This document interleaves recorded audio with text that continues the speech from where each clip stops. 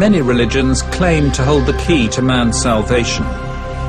Scientology is no exception. The most fundamental explanation as regards Scientology's basic beliefs is that man is basically good, and that the individual is a spiritual being, that you've lived before and you'll live again, and that your capabilities are infinite, if not yet fully realized. We have the ability to actually help make a difference in the situation in Haiti, and I just can't, see not using this plane to help. But behind the church's high celebrity profile and pious exterior lies a leadership at war with its real and perceived enemies. They include a growing band of former Scientologists and any media like Four Corners that dares to report their grievances.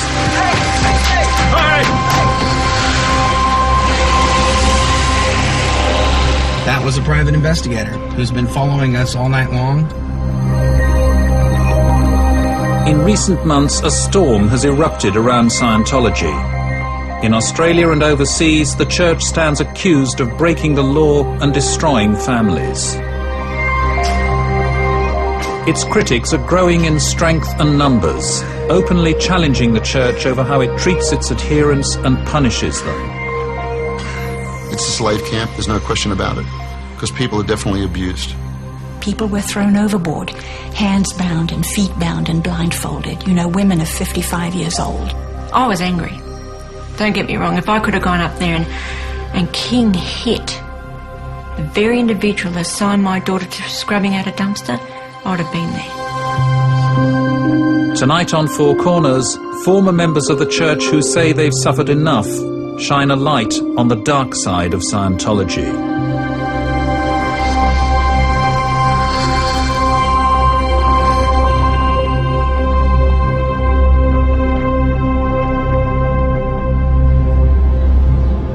In 1968, a British camera crew caught up with an eccentric middle-aged captain on his boat, the Royal Scotsman. The American was L. Ron Hubbard, and he'd made a name for himself as the founder of Scientology. The subject name means skio, which means knowing how to know in the fullest sense of the word, ology, which is study of. So it is actually study of knowingness. That is what the word itself means.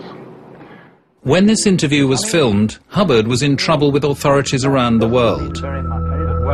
In the United States, the tax authorities were after him, and his followers stood accused of practicing mind control techniques. Do you ever think that you might be quite mad? Oh, yes. The one man in the world who never believes he's mad is a madman. These are no ordinary seamen. Their allegiance and devotion to the mysterious man is total. To them, he is my Commodore.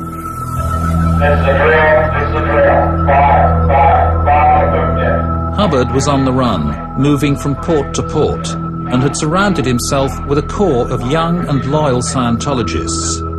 He called them the Sea Organization, or Sea Org. I was one of about 10 or 15 people who was invited, being the highest trained. Hannah Eltringham Whitfield was an early member of Sea Org, and Hubbard rewarded her loyalty by appointing her captain of 2 ships. She remembers him as a complex, contradictory figure. He appeared a quite distinguished, normal-looking, middle-aged person. Did you and your fellow adherents in the church see him as some kind of saviour? Very definitely, yes. But there was a dark side to L. Ron Hubbard. Behind the jovial smile lay a taste for extreme forms of discipline. How were people treated on those ships if they misbehaved or if they transgressed? Abominably. I mean, looking back,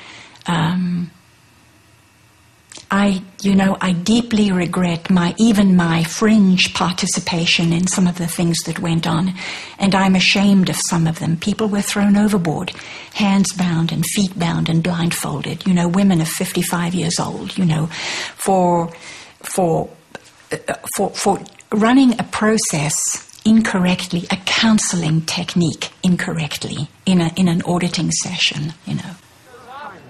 These people would be rescued, but Hubbard exercised absolute authority over his crews, and those who crossed him risked being consigned to a punishment group he called the RPF, the Rehabilitation Project Force.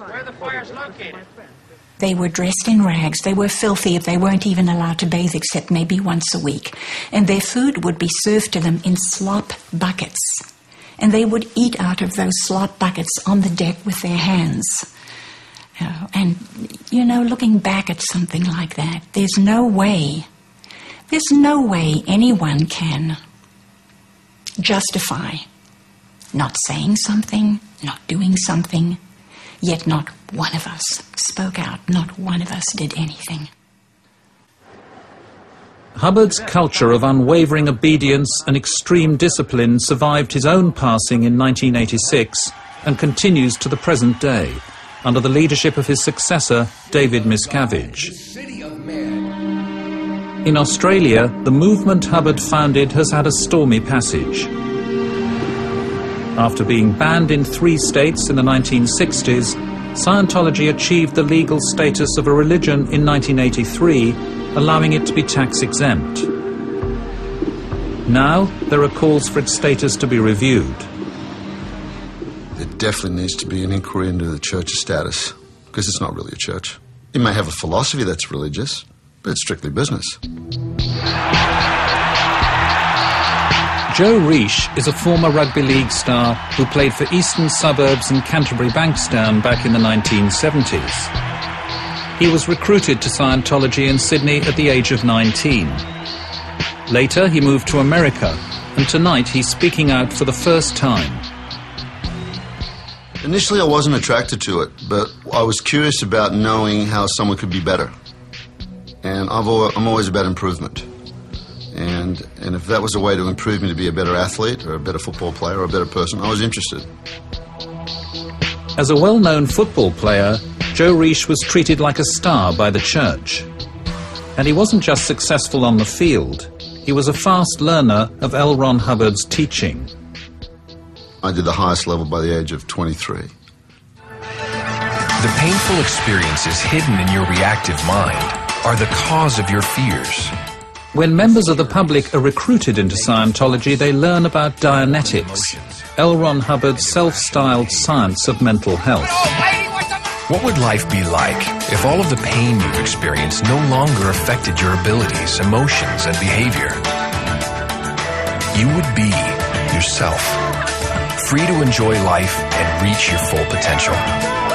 In short, your mind would be clear. That is the goal of Dianetics. But learning Dianetics costs money. Joe Reish calls it the bait and switch. What they don't tell you is that if you want to go clear, which is what Dianetics sells, that's a $35,000 to $75,000 project. You don't know that. So there's your first